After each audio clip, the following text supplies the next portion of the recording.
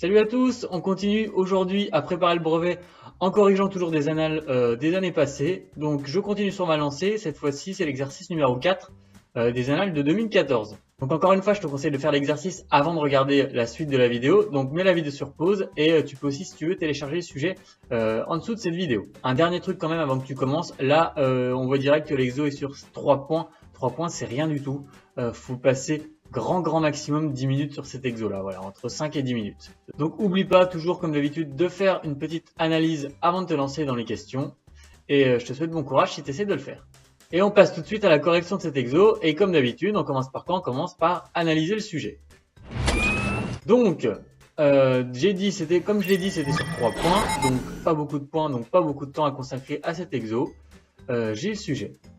Un sac contient 20 jetons qui sont soit jaunes, soit verts, soit rouges, soit bleus. On considère l'expérience suivante. Tirer au hasard un jeton, noter sa couleur et remettre le jeton dans le sac. Chaque jeton a la même probabilité d'être tiré. Donc, quand on te parle de jetons, c'est toujours la même chose. Ça va être le chapitre des probabilités. Ça, c'est évident. C'est un truc qui tombe à chaque fois. Souvent, c'est des cartes ou des jetons.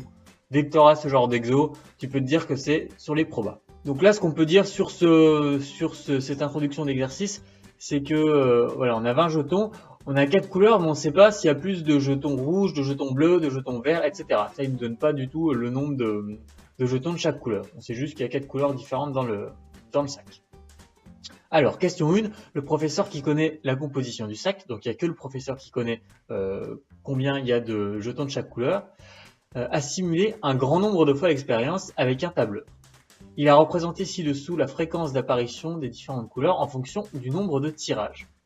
Donc là, on a un graphique, c'est un graphique qui représente la fréquence d'apparition en fonction du nombre de tirages. Le graphique là, qu'est-ce qu'il nous dit? Si je lis rapidement, c'est qu'on a une fréquence d'apparition qui va de 0 à 1. Si tu avais uniquement dans ce sachet-là que des jetons jaunes, et ben, la fréquence d'apparition d'un jeton jaune, ce serait 1. C'est-à-dire que tu as 100% de chance de tirer un jeton jaune si tu pioches dans le sac. Voilà pourquoi c'est de 1. Le 1, c'est le maximum, c'est l'équivalent de 100%. Si tu préfères parler en termes de pourcentage, plutôt qu'en fréquence d'apparition. Une fréquence d'apparition, c'est exactement la même chose qu'un pourcentage, sauf que du coup, ça va être le plus haut score va être 1 et pas 100. Et si je regarde maintenant en abscisse, donc j'ai le nombre de tirages, donc je vois que plus on fait l'expérience sur beaucoup de tirages, et plus en fait la fréquence d'apparition, elle se stabilise. Question A. Quelle couleur est la plus présente dans le sac? Aucune justification n'est attendue. Donc logiquement, la couleur qui sera la plus présente, ce sera celle qui va sortir le plus souvent. Donc comment je réponds à cette question? Eh bien c'est simplement de la lecture graphique. On va dire lecture graphique et compréhension d'un graphique. Ok, question B maintenant. Le professeur a construit la feuille de calcul suivante. Donc là, une feuille de calcul type Excel. Donc ça, tu l'as certainement vu cette année puisque c'est nouveau un peu au programme. Ils essayent de plus en plus d'en mettre dans les programmes de mathématiques. Et donc la question est, quelle formule a-t-il saisi dans la cellule C2 avant de recopier vers le bas? Donc pour répondre à ça, ici, tu vas avoir besoin de savoir ce que c'est qu'un tableur, comment ça fonctionne surtout. Tableur et formule, donc les formules aussi, comment s'écrivent des formules dans un tableur. Et c'est aussi lié, tout ça, c'est aussi lié aux fonctions. Et je vais surligner les infos importantes. Donc ce qui est important là, c'était feuille de calcul. Feuille de calcul et tableur, c'est pareil. Hein. Quelle formule? Cellule C2. La cellule C2, ce sera celle-ci ici. Et enfin, question 2. On sait que la probabilité de tirer un jeton rouge est de 1 sur 5. Ok, donc probabilité rouge, c'est 1 sur 5. Combien y a-t-il de jetons rouges dans ce sac? Donc là, c'est tes compétences sur les probabilités qui vont être évaluées. Je vais pouvoir répondre maintenant directement aux questions. Donc si je reprends la question 1A, quelle couleur est la plus présente dans le sac? Et bien là, simplement, il faut comprendre le graphique. Donc comme je l'ai expliqué tout à l'heure, c'est un graphique qui représente la fréquence d'apparition en fonction du nombre de tirages. En gros, plus il y a une couleur qui va être présente dans le sac, plus elle va sortir facilement. Donc là, c'est simplement en fait la couleur qui a la plus grande fréquence d'apparition qui est la plus présente dans le sac, c'est-à-dire ici ma couleur jaune. En plus, il ne demande aucune justification, donc c'est simplement une jolie phrase, la couleur la plus présente est le jaune. Ok. Ensuite, petit b, le professeur a construit la feuille de calcul. Donc là, on regarde la feuille de calcul et on nous demande quelle formule a été inscrite dans la cellule C2. Donc, si je regarde ma feuille de calcul, première colonne, nombre de tirages. Et deuxième colonne, on me dit nombre de fois où le jeton rouge est apparu. Donc, toutes ces données-là de la colonne 1 et la colonne 2 sont rentrées manuellement. Ok, c'est vraiment premier tirage, donc ça c'est dans l'ordre 1, 2, 3, 4, 5, 6, 8, 9, 10. Et la deuxième colonne, c'est 0 si je ne tire pas de jeton rouge, 1 si je tire un jeton rouge. Donc ça, c'est rentré manuellement.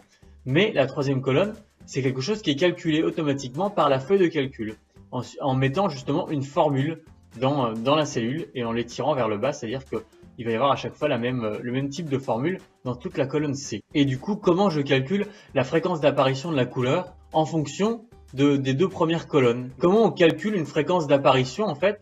Donc par exemple, si je fais 10 tirages et que je tire 5 fois un jeton rouge, et ben ma probabilité que le jeton rouge apparaisse, ce sera 5 sur 10. Si j'ai tiré, en faisant 10 tirages, j'ai tiré que 2 jetons rouges, et ben ma probabilité ce sera de 2 sur 10, etc. Le calcul, c'est simplement le nombre de fois où j'ai tiré un jeton rouge divisé par le nombre total de tirages que j'ai fait. Et donc c'est ça en fait qui est inscrit dans la colonne C2. Donc si j'écris ça avec des mots, je vais simplement dire fréquence d'apparition de la couleur rouge égale nombre de fois où un jeton rouge est apparu divisé par le nombre de tirages. Donc ça, tu peux l'écrire comme ça sur ta copie. C'est pas très mathématique, mais au moins c'est parlant, on comprend. Et donc maintenant, il y a simplement à remplacer, parce que nous, dans le tableur, ce qu'on veut mettre, c'est vraiment, on peut pas mettre ces informations-là, on doit mettre des noms de cellules. Donc là, ce serait mon nombre de fois où le jeton rouge est apparu, c'est la colonne B2, c'est la cellule B2, pardon. Donc ce serait B2 sur le nombre de tirages A2. Ok, donc simplement B2 sur A2. Voilà. Et enfin, question 2. On sait que la probabilité de tirer un jeton rouge est de 1/5. Combien y a-t-il de jetons rouges dans ce sac? Alors, probabilité de tirer un jeton rouge est de 1/5. Ça veut simplement dire que on a une chance sur 5 de tirer un jeton rouge. Parmi les 20, on a une chance sur 5 de tirer un jeton rouge. Donc comment faut faire? Eh bien, il faut simplement faire 1/5 multiplié par 20. Et là, tu vas simplement obtenir le nombre de jetons rouges qu'il y a dans le sac. Donc je peux écrire, on a une chance sur 5 de tirer un jeton rouge. Il y a donc 1 sur 5 fois 20, ce qui est égal à 4. Il y a 4 jetons rouges dans le sac. Et si on compare, en fait, on se rend compte que 4 jetons sur 20, eh ben, c'est égal à 1 sur 5. Donc je retrouve également ma probabilité comme ça. Je peux l'écrire à côté pour vérifier en fait. 4 sur 20, 4 jetons rouges sur un total de 20 jetons. Et bien ça c'est égal, si je simplifie, c'est égal à 1 sur 5 et je retrouve bien la probabilité qu'ils m'ont donnée dans la question. Voilà, donc cet exo-là était assez rapide. J'espère que ça a été clair. Donc là c'était un exo principalement sur les probabilités et les tableurs. Si tu as des questions comme d'habitude, n'hésite pas à me les poser et on se retrouve pour une prochaine vidéo et un prochain exercice. Bye!